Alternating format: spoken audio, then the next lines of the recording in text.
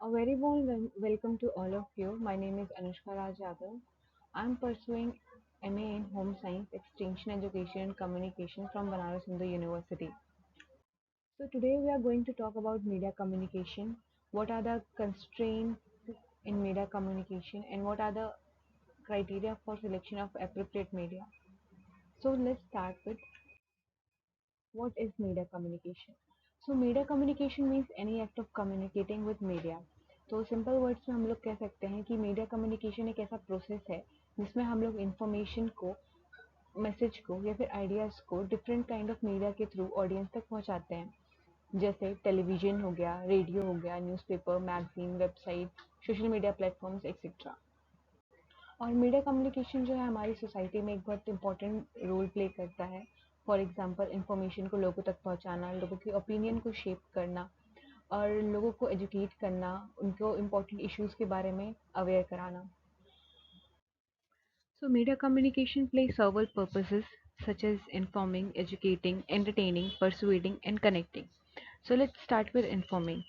तो media communication बहुत wide range of topic के बारे में इंफॉर्मेशन प्रोवाइड करता है, जैसे करंट इवेंट्स हो गए, पॉलिटिक्स हो गए, साइंस हो गया और बहुत सारे। Second is educating. Media platforms often produce content aimed at educating the audience on various subjects including documentaries, educational programs and informative articles. Third one is entertaining. तो मीडिया कम्युनिकेशन या फिर कई ऐसे फॉर्म्स हैं मीडिया कम्युनिकेशन के जो हम लोग को एंटरटेनमेंट के में बहुत यूज़ होता है, जैसे कि हमारा मूवीज़ हो गया, म्यूज़िक हो गया, टेलीविज़न शोज़ हो गया, online videos and etcetera. Then is persuading. तो मीडिया चैनल जो है लोगों को इन्फ्लुएंस करने में, उनके ओपिनियंस को शेप करने में और काफ़ी चीज़ों में बहुत इंपॉर्टेंट रोल प्ले करता है। Connecting. So with the help of media communication हम लोग अपने आइडियाज़, अपने ओपिनियन, अपने एक्सपीरियंसेस कहीं को भी शेयर कर सकते हैं अप अक्रॉस जोग्राफिकल बाउंड्रीज। मतलब कि यहाँ बैठे बैठे जो हम लोगों से हज़ारों किलोमीटर दूर है उनसे भी हम लोग ये चीज़ें शेयर कर सकते हैं। Next is the main part of our presentation, that is criteria for selection and use of appropriate media. So the first one is communication factor. So this factor involves understanding the specific communication goal and objective of your campaign message.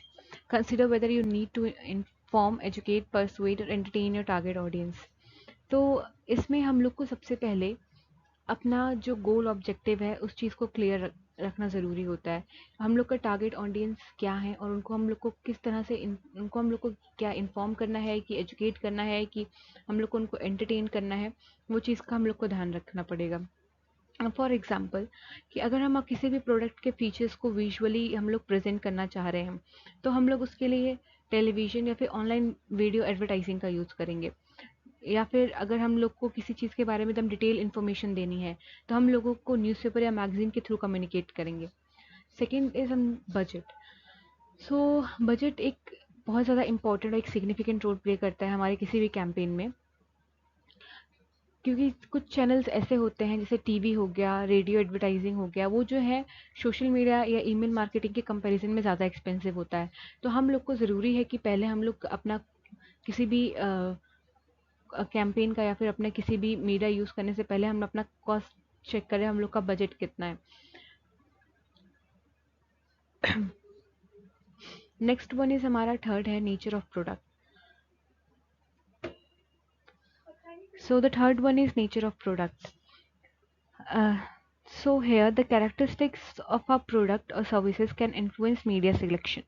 Consider factors such as its complexity, target market demographics, and purchase decision cycle.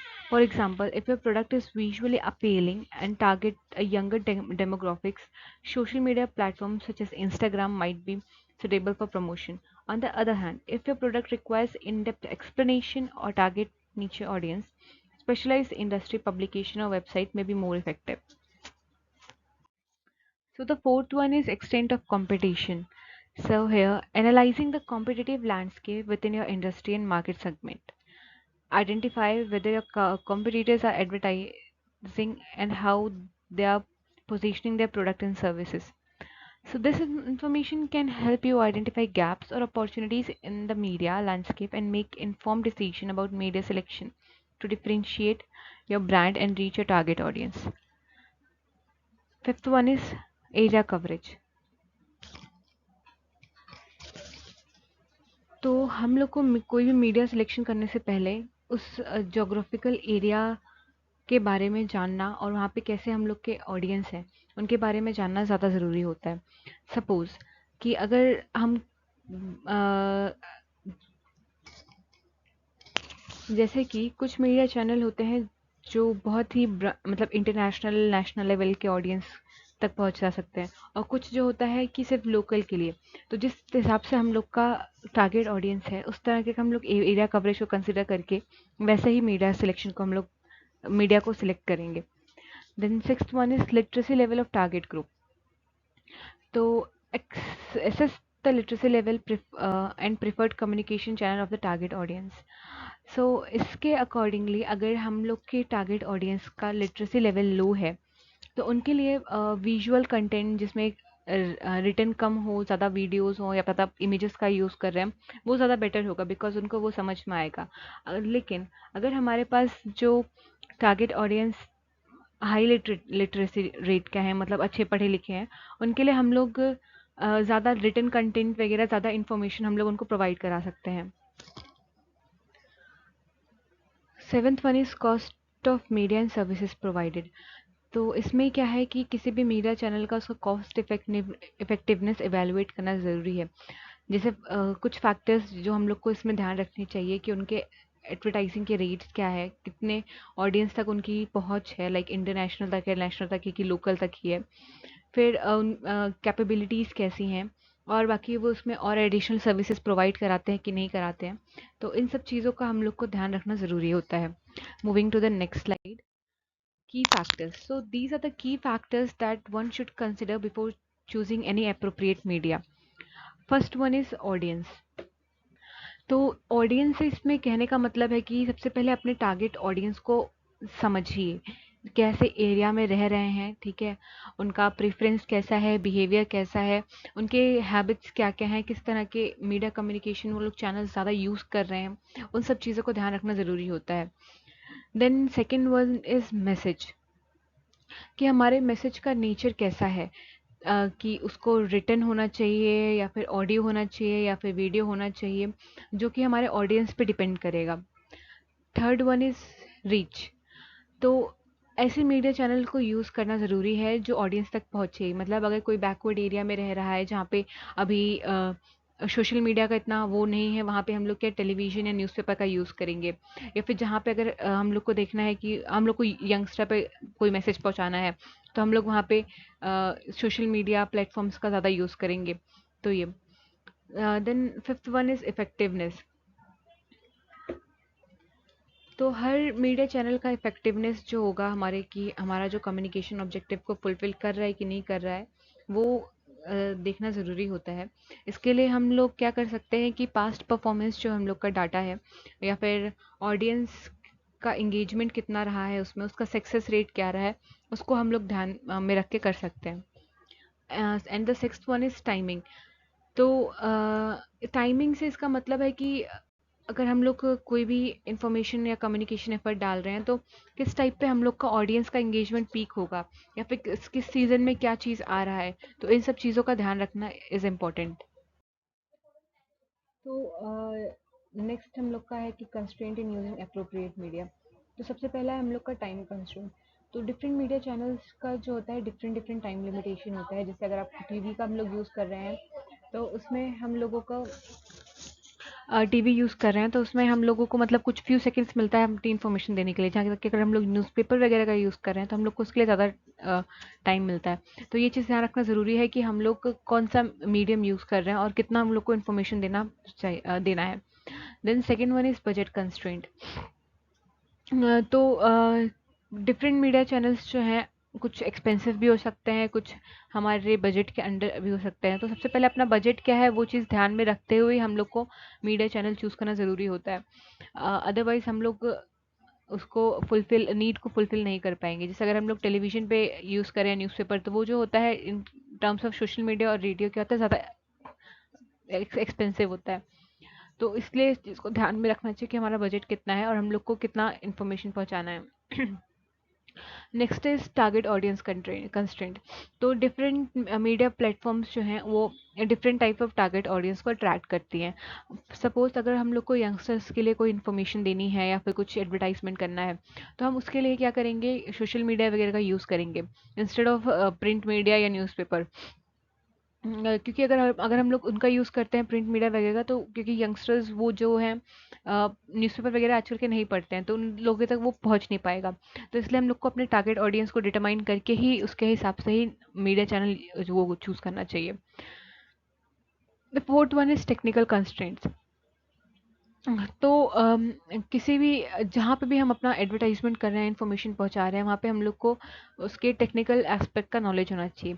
For example अगर हम TV पे हम लोग videos को कुछ वो कर रहे हैं, तो उसके जो होंगे टेक्निक्स होंगे, उसके जो तरीका होगा वो डिफरेंट होगा इन टर्म्स ऑफ अगर हम उसको किसी सोशल मीडिया प्लेटफॉर्म पे या प्रिंट के लिए यूज़ कर रहे हैं, तो उसका हम लोग को देना मतलब नॉलेज होना ज़रूरी हो जाता है। Fifth one is legal constraint. तो लीगल कंस्ट्रेंट्स में ये आता है कि डिफरेंट डिफरेंट एरियाज या फिर इंटरनेशनल मीडिया में इंटरनेशनल प्लेसेस में देख लो या देखो, तो वहाँ पे कुछ कुछ लीगल चीज़ें होती हैं जो चीज़ें हम लोग को ध्यान में रखनी चाहिए। हर जगह का रूल्स एंड लॉज जो होते हैं डिफरेंट होते हैं, तो उन सब चीज़ों को ध्यान में रख के ही हम लोग को इन्फॉर्मेशन को सर्कुलेट करना चाहिए। Then sixth one is cultural constraint. तो एक कल्चर दूसरे कल्चर से काफ़ी डिफरेंट होता है। अगर हम लोग चाहें कि हम लोग अपने कल्चर का इन्फॉर्मेशन मतलब अगर हम कोई इन्फॉर्मेशन देख रहे हैं जो हमारे कल्चर का, और हम चाहें कि वो दूसरे कल्चर के लोगों तक पहुंचे, तो वो चीज़ हो नहीं पाएगा। तो जिस कल्चर के लोगों के लिए हम लोग का इन्फॉर्मेशन है उन्हीं तक को पहुंचाना ज़्यादा ज़रूरी होता है। Then seventh one is accessibility constraint. तो ये चीज़ हम लोग को ध्यान में रखना ज़रूरी है कि ये ध्यान में रखना ज़रूरी है कि हम लोग जो इन्फॉर्मेशन दे रहे हैं वो इंडिविजुअल को एक्सेस हो। मे बी हो सकता है कि वो कुछ डिसेबिलिटी या फिर ये हो सकता है कि वो कुछ और चीज़ों से सफ़र कर रहा हो। सपोज़ अगर कोई इंडिविजुअल है जो सुन नहीं सकता है, देन हम लोग क्या करेंगे, अपने कंटेंट में नीचे सबटाइटल प्रोवाइड कराएंगे ताकि वो लोग प्रॉपरली उसको एक्सेस कर सकें। या फिर हम लोग को किसी बैकवर्ड एरियाज़ में हम लोग को इन्फॉर्मेशन प्रोवाइड करानी है, तो उसके लिए हम लोग वीडियोस वगैरह या कैंपेन का यूज़ कर सकते हैं इन्फॉर्मेशन के लिए। तो इस तरीके से ये चीज़ ध्यान देना ज़रूरी है कि ये हम लोग का जो मैसेज है वो लोगों के लिए इजीली एक्सेसिबल हो सके। And the last but not the least ethical constraint. तो ये चीज़ देना जरूर मतलब ध्यान में रखना सही ज़रूरी है कि हम लोग का जो इन्फॉर्मेशन है, जो हम लोग का डाटा है, जो भी हम लोगों तक पहुंचाना चाह रहे हैं, वो एथिकली वैल्यूएबल हो। ठीक है, मतलब उस ऑनेस्टी हो, उसमें ट्रांसपेरेंसी हो, ऐसा बायसनेस ना हो या फिर कुछ ऐसा फॉल्स इन्फॉर्मेशन हम लोगों को नहीं प्रोवाइड करा रहे हो। और इसमें ये भी चीज़ ध्यान रखने की ज़रूरत है कि हमने इसमें इंडिविजुअल का प्राइवेसी का भी ध्यान रखना ज़रूरी पड़ता है। So the last slide of our presentation is conclusion. So media communication एक ऐसा प्रोसेस है जिसमें हम लोग इंफॉर्मेशन मैसेज को डिफरेंट मीडिया के थ्रू लोगों तक पहुंचाते हैं। जैसे टीवी हो गया, रेडियो हो गया, मैसेज हो गया, इंटरनेट हो गया। तो इन मीडियाज़ को यूज़ करते वक्त हम लोग को कुछ कंस्ट्रेंट्स आ सकते हैं बीच में, जैसे time, budget, target audience, technical, legal, cultural, accessibility, ethics, technology and etcetera. तो इन कंस्ट्रेंट्स को हम लोग समझ के हम लोग क्या कह सकते हैं कि हमारा कम्युनिकेशन समझ के इनको सॉल्व करके हमारा कम्युनिकेशन और मैसेज को जो ऑडियंस तक पहुंचाना है वो एकदम सही ऑडियंस के लिए और एकदम मोस्ट सुटेबल वे में हम लोग पहुंचा सकते हैं। तो इससे क्या होगा कि हमारा कम्युनिकेशन और भी ज़्यादा इंगेजिंग होगा, इंफॉर्मेटिव होगा और लोगों के लिए रिस्पेक्टफुल होगा। सो एट द लास्ट हम लोग यहाँ पे अपना प्रेजेंटेशन एंड करते हैं। Thank you for listening. I hope कि आपको ये प्रेजेंटेशन अच्छा लगा हो। Thank you so much.